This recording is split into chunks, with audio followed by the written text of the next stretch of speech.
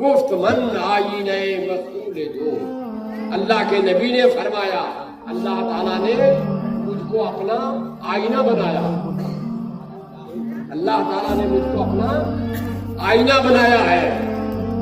حدیث میں ہے کنت کنزا مخفیا فاحببت ان عرفا فخلقت الخلق۔ اللہ تعالیٰ فرماتا ہے حدیث قدسی میں کہ میں اتنا ہوں کہ مجھ کو کوئی دیکھ ہی نہیں سکتا تھا، تو میری ذات کا تقاضا ہوا کہ میں پہچانا جاؤں۔ میں نے چاہا کہ لوگ مجھ کو پہچانے دیکھیں، تو کیسے دیکھتے؟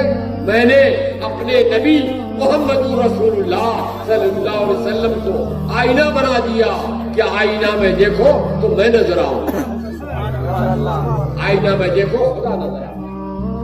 اسی لیے اللہ کے نبی نے حدیث میں ارشاد فرمایا من رانی فقد رأى الحق، جو مجھ کو دیکھتا ہے یا جو مجھ کو دیکھا وہ تو در حقیقت خدا کو دیکھ رہا ہے، خدا کا جلوہ دیکھ رہا ہے۔ تو اللہ تعالیٰ نے اپنی پہچان کے لیے ہمارے نبی سرکار دو عالم صلی اللہ علیہ وسلم کو بنایا، تو نبی کے ذریعے سے اللہ کی پہچان ہو رہی ہے، ورنہ کوئی اللہ کو پہچان نہیں سکتا تھا، نبی اللہ کو پہچاننے کا ذریعہ ہے۔ تو قرآن نے فرمایا سبحان الذی اسریٰ بعبدہ لیلا من المسجد الحرام، پاک ہے وہ، پاک کون ہے؟ وہ ہے جو اپنے بندے اپنے محبوب کو معراج عطا فرمایا۔ تو معراج کے ذریعے سے خدا کو پہچانا ہم نے، خدا کو جانا ہم نے۔ معلوم یہ ہوا کہ اس رات کی عظمت یہ ہے کہ اس رات میں نبی کے ذریعے خدا کی معرفت ہو رہی ہے، خدا پہچانا جاتا ہے۔ بات سمجھ میں آئی؟ میں لمبی تقریر نہیں کر پاؤں گا، طبیعت خراب میں نے کہہ بھی دیا تھا کہ 10-15 منٹ میں جا سکتا ہوں۔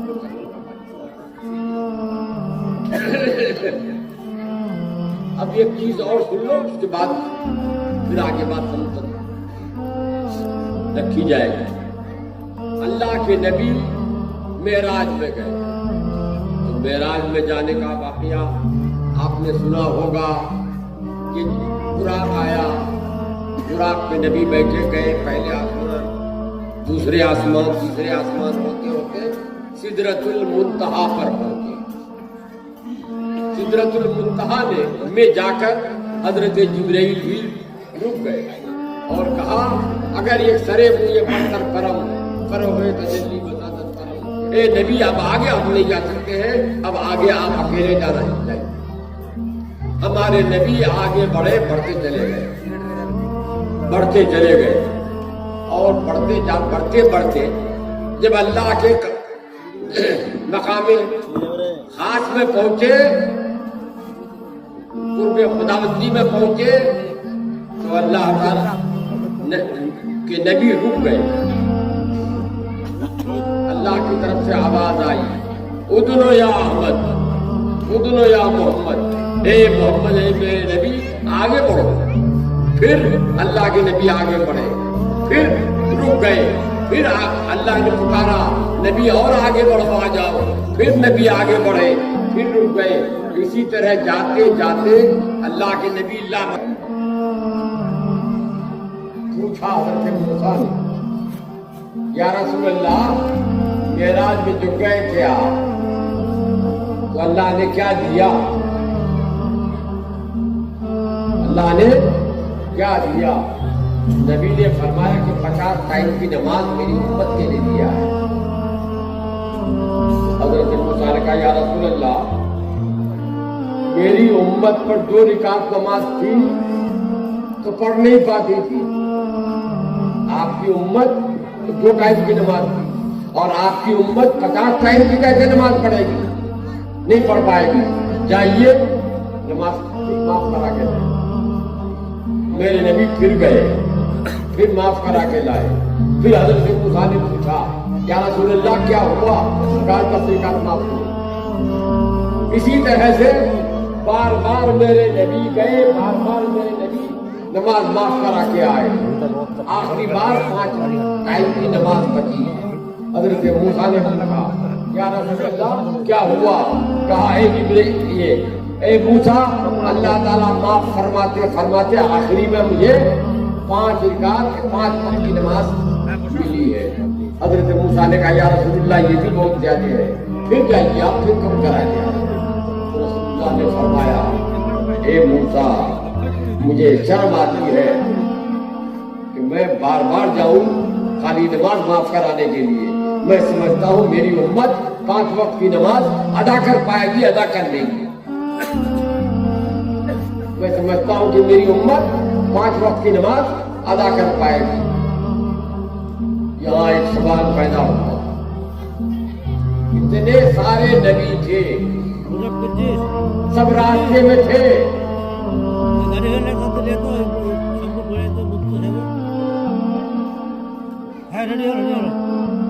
سنو بھائی سارے نبی راستے میں تھے، کوئی نبی نہیں کہا یا رسول اللہ کیا ملا آپ کو، اتنی نماز ملی تو آپ کی امت نہیں پڑھ پائے گی، واپس جائیے۔ ہر مرتبہ حضرت موسیٰ ہی نے کہا۔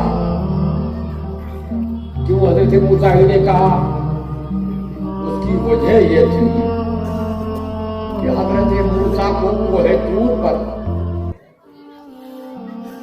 بلایا گیا تھا۔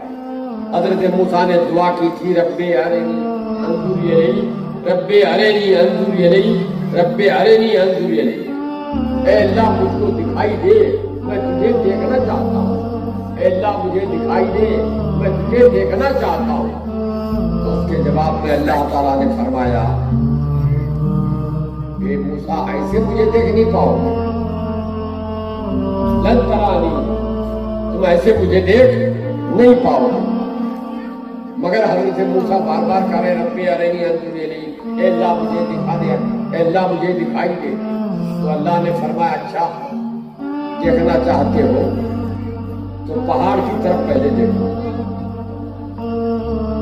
پہلے پہاڑ کی طرف دیکھو، میں اپنی تجلی کو ہے طور پہ ڈالتا ہوں۔ ڈائریکٹ تو تم دیکھ نہیں سکتے، انڈائریکٹ دیکھو، میں اپنی تجلی اپنا نور پہاڑ پہ ڈالتا ہوں، تم پہاڑ کو دیکھو۔ حضرت موسیٰ علیہ السلام پہاڑ کی طرف دیکھتے رہے، اللہ تعالیٰ نے پہاڑ پہ اپنا نور ڈالا تو پہاڑ جل کر سرما بن گیا۔ حضرت موسیٰ بے ہوش،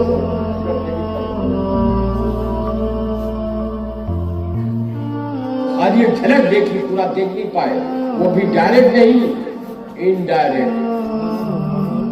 تو حضرت موسیٰ نے جو دعا کی تھی رب ارنی انظر الی، اے اللہ مجھ کو دیکھا، میں تجھ کو دیکھنا چاہتا ہوں، ان کی تمنا پوری نہیں ہوئی، ان کی تمنا پوری نہیں ہوئی تھی۔ دکھائی تو دیا مگر پہاڑ پر جھلک پڑی اور پہاڑ جل کے سرما ہو گیا، حضرت موسیٰ بے ہوش۔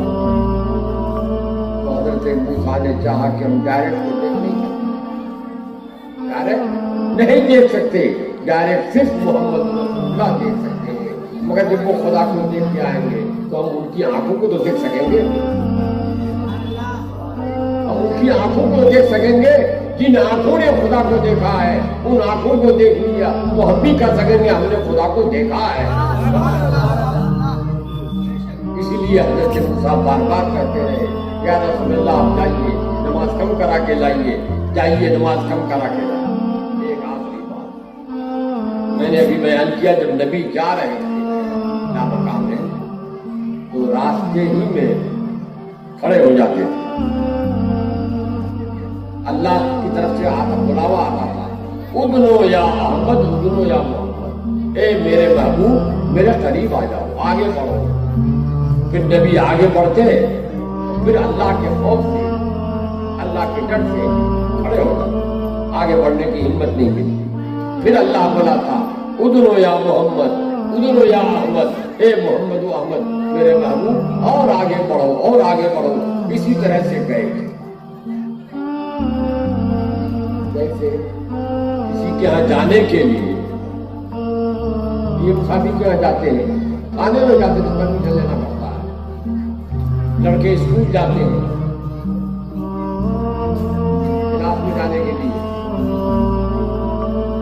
کہنا پڑتا ہے آئی کمی سر. جب پرمیشن ملتا ہے تو کلاس میں جاتے ہیں. تو میرے نبی جا رہے تھے, رک جاتے تھے خدا کے یہاں جانے کی, جاتے ہوئے پرمیشن مانگتے تھے. پرمیشن ملتا تھا تب آگے بڑھتے تھے, پھر پرمیشن ملتا تھا پھر آگے بڑھتے تھے. وہ سب نور کے گیٹ تھے, دروازے تھے, ہر گیٹ پر نبی رک کر کے خدا کی پرمیشن کا انتظار کرتے تھے. جب جب پرمیشن ملا نبی آگے بڑھے, نبی گئے, خدا کو دیکھا, خدا کو دیکھ کر خدا سے بات کر کے اور خدا کو اپنا نذرانہ پیش کر کے اور خدا سے جو نعمت ملی وہ لے کر واپس ہو گئے. حضرت موسیٰ نے روکا, پوچھا, کہا نہیں جائیے, دوبارہ معاف کرا کے آئیے, دوبارہ معاف کرا کے آئیے. تو نبی جاتے رہے. اب نبی رک کر پرمیشن نہیں مانگ رہے. پہلی بار گئے تھے تو حدیث میں ہے کہ نبی نے عرض کی, نبی رک جاتے تھے اور اللہ کی طرف سے آواز آتی تھی ادنو یا محمد, ادنو یا احمد. لیکن جب حضرت وہاں سے چلے آئے لوٹ کر, حضرت موسیٰ نے کہا تو دوبارہ خود چلے گئے. اب پرمیشن نہیں مانگا. تیسری بار بھی چلے گئے, پرمیشن نہیں مانگا. چوتھی بار بھی چلے گئے, پرمیشن نہیں مانگا. پانچویں بار بھی چلے گئے, پرمیشن نہیں مانگا. بات یہ کہ اللہ تبارک و تعالیٰ نے پہلی بار پرمیشن دے دی. پرمیشن دو طرح کا ہو. آپ پاسپورٹ لے کے جاتے ہیں کہیں پر دوسرے دیش میں تو ویزا دو طرح کا ہوتا ہے. ایک ویزا تو آپ نے لگایا کہ اب ہم پاکستان جائیں گے یا سعودیہ جائیں گے, تو اس سے سعودیہ جائیں گے اور اس کے بعد جب سعودیہ سے لوٹ کے آئے تو وہ ویزا انویلڈ, پھر جائیں گے تو پھر لینا پڑے. اور ایک ہوتا ہے انٹرنیشنل ویزا. آپ کو مل جائے تو ہر مرتبہ جانے میں نیا ویزا بنانے کی ضرورت نہیں ہے. آپ جائیں گے ایئرپورٹ پر, ویزا دکھائیں گے, ٹکٹ لے لیں گے, بڑھ جائیں گے. اللہ کے نبی سرور کائنات صلی اللہ علیہ وسلم اللہ کی بارگاہ میں گئے تو پہلی مرتبہ جاتے وقت کہا پرمیشن چاہیے, رک گئے. اللہ نے بلایا, ہاں آگے بڑھ کے آؤ, تو آگے بڑھے, پھر رک گئے.